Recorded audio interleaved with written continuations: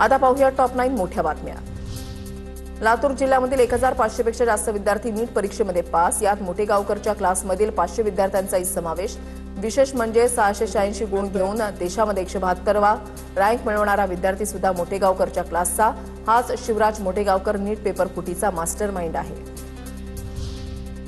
केतन अग्रवालचे वडील विशाल अग्रवालांचे त्यांच्या सख्या चुलत मामा नरेंद्र मित्तल यांच्यावर आरोप। नरेंद्र मित्तल यांनी सिया संस्कारी असल्याचं सांगत लग्न जमवलं। मित्तल याला जबाबदार, हा षडयंत्राचा भाग, विशाल अग्रवालांचे आरोप। डोंबिवलीमधील डॉक्टर मारहाण प्रकरणामध्ये रमेश म्हात्रेनंतर उर्वरित तिन्ही आरोपींनाही जामीन मंजूर। अक्षय कारंडे, रमेश पवार आणि प्रमोद निकम या आरोपींना कल्याण सत्र न्यायालयानं 20,000च्या जातमुचलक्यावर जामीन मंजूर केला। मुख्य आरोपी रमेश म्हात्रेला 2 दिवसांपूर्वीच न्यायालयाकडून जामीन मंजूर। बुलढाण्याच्या संत गजानन महाराज मुलींच्या वसतिगृहाची मान्यता रद्द। सिंदखेडा राज्यातील मुलींच्या वसतिगृहाची मान्यता रद्द। जिल्हा परिषदेच्या मुख्य कार्यकारी अधिकाऱ्यांकडून आदेश जारी। महालेखाकारांच्या ऑडिटमध्ये त्रुटी आढळल्यानं मान्यता रद्द। राज्यामध्ये 59 वसतिगृह बोगस असल्याची सूत्रांची माहिती। थायलंड, म्यानमार आणि लाओस सीमेवरील गोल्डन ट्रायंगल परिसरामध्ये ओलीस ठेवलेल्या तरुणांच्या सुटकेसाठी टास्क फोर्स। नोडल ऑफिसर म्हणून बीडच्या पोलीस अधीक्षकांची नियुक्ती। टास्क फोर्समध्ये एटीएस आयबीचेही अधिकारी।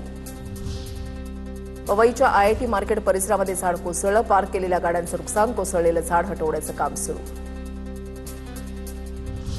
महाराष्ट्राच्या शिरपेचामध्ये आणखी मानाचे तुरे। प्रसिद्ध लोणावळा चिक्की आणि माहूरगडाच्या रेणुका मातेच्या तांबूलला मिळाला जीआय टॅग।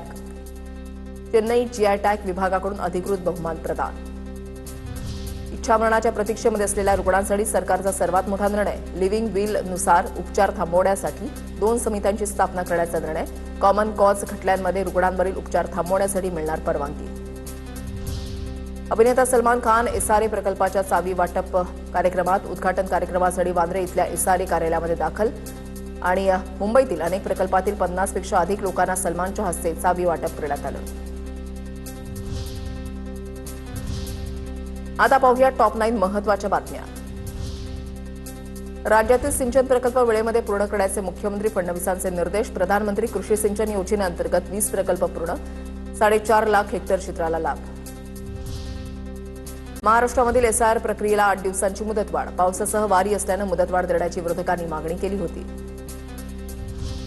वंदे मातरमचा अवमान केल्यास शिक्षा होणार। आगामी अधिवेशनामध्ये वंदे मातरम या राष्ट्रीय गीताचा अवमान करणाऱ्यांना शिक्षेची तरतूद असलेले विधेयक मांडले जाणार।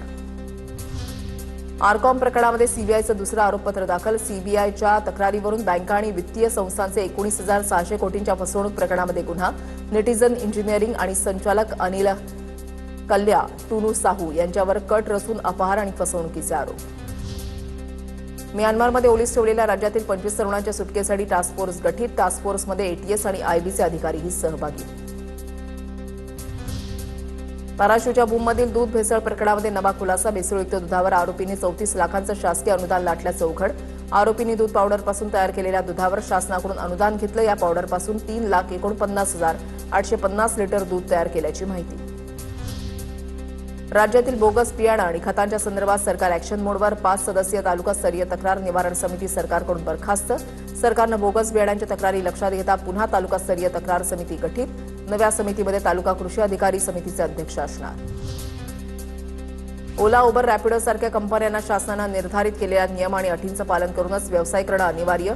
ॲप आधारित प्रवासी वाहतूक सेवा अधिक सुरक्षित जबाबदार करण्यासाठी राज्य शासनानं धोरण लागू केलं। राज्यामधील पॉलिटेक्निक प्रवेश प्रक्रियेमध्ये यंदा विक्रमी प्रतिसाद। पहिल्याच फेरीमध्ये 89,631 विद्यार्थ्यांना जागा मिळाली, तर 49,678 विद्यार्थ्यांना त्यांच्या प्रथम पसंतीच्या महाविद्यालयामध्ये प्रवेश मिळाला।